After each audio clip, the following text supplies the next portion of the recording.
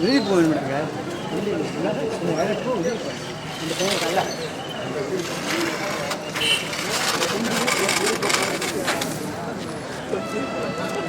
இல்லாம பேசணும். பிரிச்சு மேஞ்சிடும். எடுத்ததுமே பிரிச்சு மேஞ்சிடும் ஒரு சவுண்டு.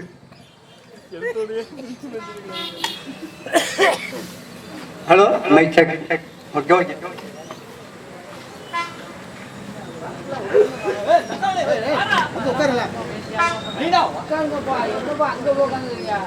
அனைத்து அமைப்பு சாரா தொழிலாளர்கள் இணைந்து நடத்தும் உழைப்பாளிகளின் பொதுக்கூட்டம் முதல் மேடை அறிமுகம்.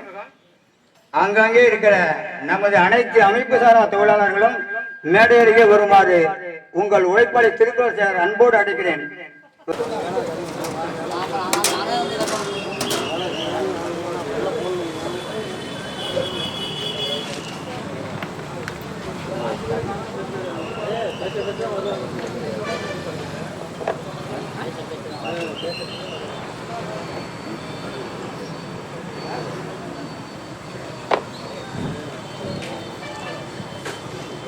நல சங்கம் உருவாகுவதற்கு துணை நின்று ஆறுதல் தந்து நிதி தந்து என்னை இந்த இடத்துக்கு கொண்டு வந்து நிறுத்தியிருக்கிற எனது அருமை சகோதரர்களுக்கும் நண்பர்களுக்கும் இங்கே கூடியிருக்க வருகை தந்து கொண்டிருக்கிற விவசாயிகளுக்கும் வணிக பெருமக்களுக்கும் மற்றும் கட்டுமான தொழிலாளர்களுக்கும் சுமை தூக்குபவர்களுக்கும் அனைத்து வாகன ஓட்டிகளையும் வருக வருக அன்போடு அழைத்து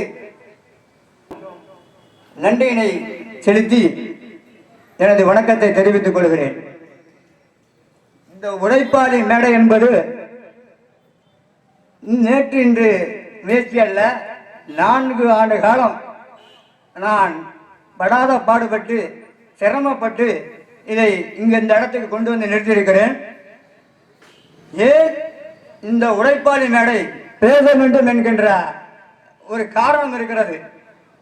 வலி வறுமை என்னை வாட்டி வைத்த போதெல்லாம் எங்களுக்காக ஆறுதல் தர யாரும் இல்லை. என் தகப்பன் உழைப்பாளியாக இருக்கும் போது பேசுவதற்கு யாரும் இல்லை. நான் இங்கு உழைப்பாளியாக இருக்கும் போதும் பேசுவதற்கு யாரும் இல்லை. நாளை என் மகனும் உழைப்பாளியாக வெறுமனே இறக்கக்கூடாது என்கிறதற்காகத்தான் இந்த உழைப்பாளி மேடையை துவங்குவதற்கு நான் சங்கம் மூலம் இதை ஏற்பாடு செய்தேன். எங்கள் உழைப்பாளிகளுடைய உரிமையை எந்த கட்சியும் மேடையும் ஏறி ஐயா எங்களுக்கு ஒரு வாய்ப்பு கொடுங்கள் உழைப்பாளி உரிமையை பேசுவதற்கு என்று நாங்கள் கேட்க முடியாது. அதே மாதிரி ஒரு சங்கத்திலும் கேட்க முடியாது. அனைத்து அரசியலிலும் மேடை பேச்சாளர்கள் வருவார்கள், இல்லை மாவட்ட பேச்சாளர் வருவார்கள். அதனால் அந்த வாய்ப்பு கிடைக்காது என்பதுதான் நிசப்தமான உண்மை. அதை கருத்தில் கொண்டு நாமதுக்கான மேடையை நாம் தான் செய்ய வேண்டும் என்பதற்காக இந்த மேடையை உருவாக்கி இருக்கிறோம். நமக்கு இந்த உழைப்பாளர்களுடைய உரிமை என்பது பேசப்படவே இல்லை. வணிகர்களுக்கு இருக்கிறது, விவசாயிகளுக்கு இருக்கிறது, மீனவர்களுக்கு இருக்கிறது, மாற்றுத்திறனாளிகளுக்கு இருக்கிறது, அனைவருக்கும் இருக்க சலுகைகள். அமைப்பு சாரா தொழிலாளர்கள் எங்களுக்கு எதுவுமே இல்லை. சங்கம் என்பது வெறும் கண் துடைப்பாக மட்டுமே இருக்கிறது. எங்களுடைய உரிமைகள் இதுவரை எதுவும் அதிகாரப்பூர்வம் வழங்கப்படவில்லை. உடைச்சி கடைகளும் டீ கடை, மளிகை, ஜவுளி கடை என அனைவரும் ஒன்றிணைந்து ஒரு சங்கத்தை உருவாக்கி அவர்கள் மாநில அளவில் ஒரு சங்கத்தை வைத்திருக்கிறார்கள். தங்கள் நலனுக்காக கேட்பதற்காக ஒரு விவசாயம் நெல், பயிர், கரும்பு, சோளம், விதை என அனைத்து வகைகளும் சாகுபடி செய்வதற்கு ஒரு சங்கம் இருக்கிறது. கோரிக்கை வைக்கிறார்கள், வெல்லுகிறார்கள். மீனவர்கள் கட்டுமரம் முதல் இசைப்படகு வரை ஆரம்பித்து அனைத்து வகையான மீன்பிடி சாதனம் வைத்திருக்கிறார்கள். அவர்களுக்கு சங்கம் இருக்கிறது மாநில அளவில். அவர்கள் முன்னேறுகிறார்கள். தொழிலாளர்களுக்கு சட்டம் இருக்கிறது. அவர்கள் உள்ள போகும்போது ஆரோக்கியத்தோடு போகிறார்கள், திரும்பி வரும்போதும் ஆரோக்கியத்தோடு வருகிறார்கள். உணவு, உடுத்துவது உடை, சீருடை, அதற்கேற்ற சம்பளம், குடும்பம் முன்னேறுவதற்கு பல வாய்ப்புகள், குழந்தைக்கான மருத்துவம், அவருக்கான மருத்துவம், வீடு கட்டும் வசதி அனைத்தும் சட்டத்தில் இருக்கிறது. ஆனால் அனைத்து அமைப்பு சாரா தொழிலாளர்கள் எங்களுக்கு சங்கம் இருக்கிறது. ஆனால் எந்த ஒரு உரிமையும் எங்களுக்கு இல்லை, அதிகாரமும் இல்லை. அதுதான் உண்மை. நாங்கள் ஒரு கட்டுமான தொழிலாளர்கள் எடுத்துக்கொண்டால் ஒரு 1,00,000 பேர் 1 கோடியே கையெழுத்து வாங்குங்கள், நாங்கள் உங்கள் அதிகாரத்தை சட்டமாக்குவோம் என்று சொன்னால் அது நடைபெறுமா? ஏற்குமா? சட்டம் இருக்கிறதா? எதுவுமே இல்லை. ஒரு ஆட்டோ ஓட்டுநர்கள் 1,00,000 பேர் சேர்ந்து எங்களுக்கு டீசல் இலவசமாக வேணும் என்று சொன்னால் அந்த அரசு தந்துடுமா? சுமை தூக்குபவர்கள் அவர்கள் உடன் கோளாறாக இருக்கிறார்கள், அவர்களுக்கு ஒரு மருத்துவம், இலவச மருத்துவம், எங்கு சென்றாலும் இலவச மருத்துவம் அப்படின்ற ஒரு சட்டம் இருக்கிறதா? இல்லை. அதே போல ஒவ்வொருத்தருக்கும் எந்த விதமான அதிகாரமும் இல்லை, சட்டமும் இல்லை. நாமெல்லாம் தனித்து இருக்கிறோம். அனைத்து அமைப்பு சாரா தொழிலாளர்களும் தனித்தனியாக இருப்பதால் நம்மிடையே ஒரு வலிமை உண்டாகவில்லை, வறுமையை மிஞ்சி இருக்கிறது. இந்த வறுமையை போக்க வேண்டுமானால் அனைத்து அமைப்பு சாரா தொழிலாளரும் ஒன்று சேர வேண்டியது காலத்தின் கட்டாயம். இதை யாரும் மறுக்க முடியாது. உழைப்பாளர்கள் நாம் ஒன்றுபட வேண்டும் என்பது இது காலத்தின் கட்டாயமாக, தீர்மானமாக நாம் அனைவரும் ஒன்று சேர்ந்து எடுக்க வேண்டிய ஒரு முடிவு. ஒவ்வொரு தலைவரும் தனக்கென நாம் எல்லாம் ஒதுங்கி இருந்தால் நமக்கு வீழ்ச்சி தானே தவிர மறுமை மீட்சி வராது என்று அவருக்கு ஏன் என்ற ஒரு கேள்வி இருக்கிறது. கார்ல் மார்க்ஸால் தொழிலாளர் சட்டம் பெறப்பட்ட போது 8-12 மணி நேரம் 15 மணி நேரம் 8 மணி நேரம் ஆக்கப்பட்டது. அன்றைய காலம் வேறு, இன்றைய காலம் வேறு. இன்றைக்கு 8 மணி நேரம் உழைப்பை தொடர்ந்து ஒரு கட்டுமான தொழிலாளியால் உழைக்க முடியுமா? அதற்கான உடல்திறன் இருக்கிறதா? அதற்கான சக்தி என்பது உணவுப் பொருட்கள் இருக்கிறதா? ஆனால் எங்கள் உழைப்பை மட்டும் 8 மணி நேரம் தொடர்ந்து வழங்க வேண்டும் என்று எழுதப்படாத சட்டம் ஏற்க முடியாது. மாநில அரசுகள், மத்திய அரசு காஷ்மீர் ஆரம்பிச்சு கன்னியாகுமரி வரைக்கும் ஒரே முறை சம்பளத்தை கொடுக்கும் போது அங்கே மாநிலங்கள் இடையிலேயே இது உயர்ந்த மாநிலம், அதாவது வருமானம் உள்ள மாநிலம், வருமானம் இல்லாத மாநிலம் என்று பாகுபாடு கிடையாது. அதே போல மாநில அரசு அரசு சம்பளம் வழங்குகிறது. அங்கே வருமானம் இல்லாத மாவட்டம், வறுமையில்ல மாவட்டம் என்கிற பாகுபாடு கிடையாது. அரசு ஊழியர்களுக்கு அது போல வழங்கும் போது உழைப்பாளி எங்களுக்கு சென்னையில் 1400 ஒரு கட்டுமான தொழிலாளிக்கு இங்கு 800, 800, 900 ஒவ்வொரு இடத்திற்கும் ஒவ்வொரு மாறுபாடு. ஏன்? நெல் விலை நிர்ணயம் பண்ணும்போது தமிழ்நாடு முழுவதும் ஒரே நெல் நிலையம் அவர்களுக்கு, அங்க வழங்கும் போது இங்கு மட்டும் ஏன் முடியாது? இதே போல ஏகப்பட்ட குளறுபடிகள் ஒவ்வொன்றிலும் உழைப்பாளிகளுக்கு இருக்கிறது. உழைக்கிற சம்பளம் நீங்கள் கொடுக்கப்படுவது எதற்கு? உழைப்புக்கா? நாங்கள் இழைக்கிற ஆரோக்கியத்திற்கா? உழைப்பும் கொடுக்கும் போது உணவும் கொடுக்கப்பட வேண்டும் என்கிற கட்டாயம் இருக்க வேண்டும், சட்டம் இருக்க வேண்டும். அதுபோதுதான் நாங்கள் வறுமையிலிருந்து மீள முடியும், எங்கள் ஆரோக்கியத்தை காத்துக்கொள்ள முடியும். ஆரோக்கியம் இருக்கும் போதுதான் நாங்கள் உங்களுக்கு உழைக்க முடியும் என்கிற அந்த மனப்பூர்வமான எண்ணம் உங்களிடையே வர வேண்டும்.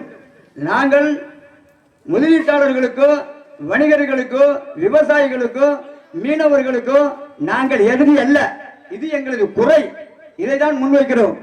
இதை நீங்கள் கொஞ்சம் மாற்றிக்கொண்டுமாறு அன்போடு சொல்கிறோம், அவ்வளவுதான். இதை நாளைக்கே நாங்கள் சொல்வதை கோரிக்கை எல்லாம் உடனே செய்ய வேண்டும் என்கிற அவசியம் இல்லை. நாங்கள் சொல்வதெல்லாம் சட்டமாக்கப்பட வேண்டும், எங்களுக்கு நீதி வழங்கப்பட வேண்டும். இந்த குற்றங்கள் எல்லாம், இந்த புரிதல் எல்லாம் சமூக தலைவர்களோ இல்லை அரசியல் தலைவர்களோ எடுத்திருக்க வேண்டிய ஒன்று. இந்த பேச்சை எங்களிடத்தில் அதிக உழைப்பாளர்களை வைத்து உழைப்பை வாங்குகிற முதலீட்டாளர்கள் பேச வேண்டிய பேச்சு, நான் ஒரு உழைப்பாளியாக இருந்து கொண்டு நானே என்னை பேசக்கூடிய ஒரு கட்டாயத்திற்கு ஒரு இடத்தை கொண்டு வந்து தள்ளிவிட்டது இந்த சமூக தலைவர்களும் அரசியலும் தான். இதை மறுக்கவே முடியாது. மிதமான பெண்களுக்கு உழைப்பு என்பது மிதமான உழைப்பு. அவர்களுக்கு 1 மணி நேரத்திற்கு 100 ரூபாய் என்கிற சம்பள முறையை அவர்களுக்கு அறிமுகப்படுத்த வேண்டும், கட்டாயப்படுத்த வேண்டும், சட்டமாக்கப்பட வேண்டும். வீட்டு வேலைக்கு வருகிறவர்களுக்கு 2 தோசையும் ₹50 கொடுத்து அனுப்பி வைக்கிறது இது கூடாது. உழைப்பவர்களுக்குத்தான் தெரியும் வலியும் வேதனையும். உழைப்பாளர்கள் நல சட்டமாக மாற்றப்பட வேண்டும். இந்திய அரசியலமைப்பு சட்டத்தில் எல்லோருக்கும் இடம் இருக்கிறது, எல்லோருக்கும் சலுகை இருக்கிறது. இடத்துக்கு பட்டா, நிலத்துக்கு சிட்டா, படிப்புக்கு சான்றிதழ், வணிகத்துக்கு அளவுகோல், தொழிலாளர்களுக்கு சட்டம், மாற்றுத்திறனாளிகளுக்கும் மீனவர்களுக்கும் அடையாள அட்டை என்றால் எங்கள் அமைப்பு சாரா தொழிலாளர்கள் அனைவருக்கும் வெறும் அட்டை மட்டுமே. அதில் ஒன்றே ஒன்று சொல்லுகிறேன், ஒரு 10-5 இருக்கும் சலுகைகள். அதில் முதல் சலுகையே 10ஆம் வகுப்பு படித்தவர்களுக்கு ரூபாய் 1000 என்று. ஆனால் அதிலே ஒரு ஏற்றத்தாழ்வு ஆண்களுக்கு கிடையாது, பெண்ணுக்கு மட்டுமே. இதே மாதிரி சலுகைகளை வைத்துக் கொண்டு நாங்கள் எப்படி முன்னேறுவது? அனைத்து அமைப்பு சாரா தொழிலாளர்களும் கொஞ்சம் புரிதல் வேண்டும். இங்கு எல்லாமும் நம்ப வைக்கப்படுகிறது.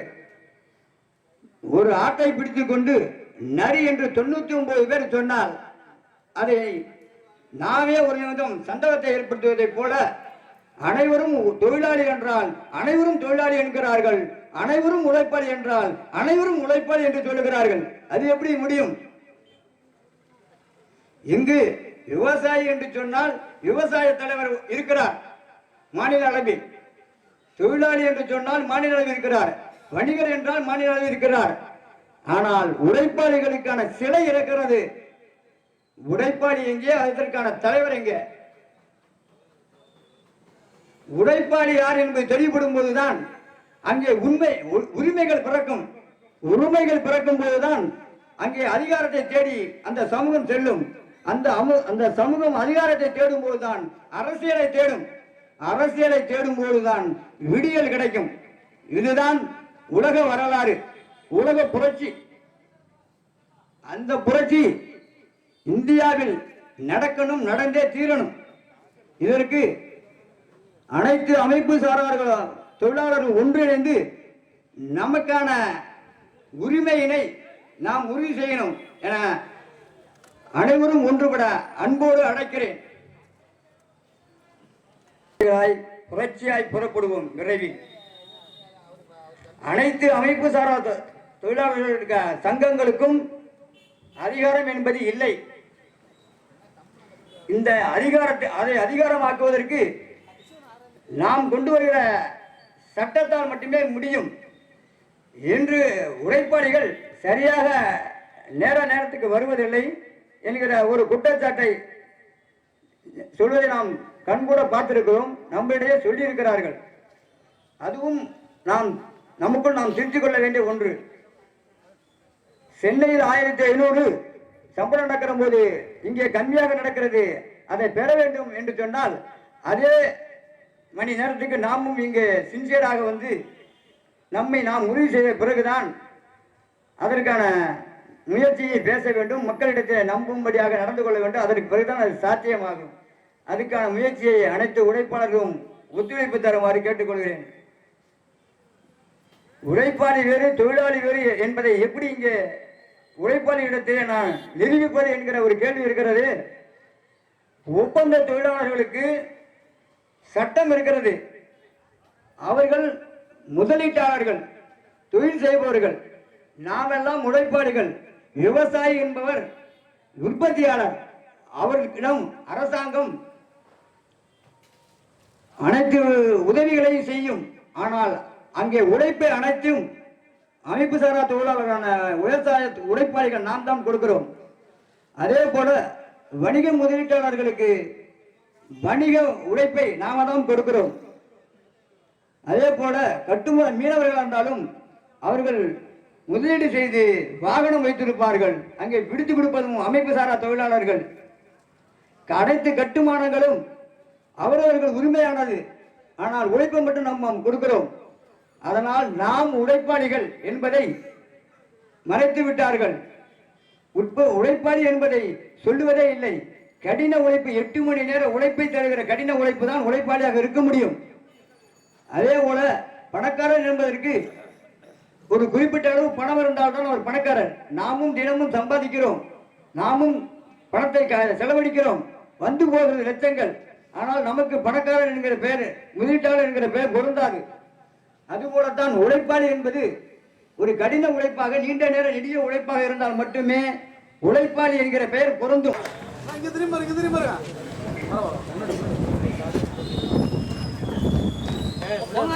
Okay sir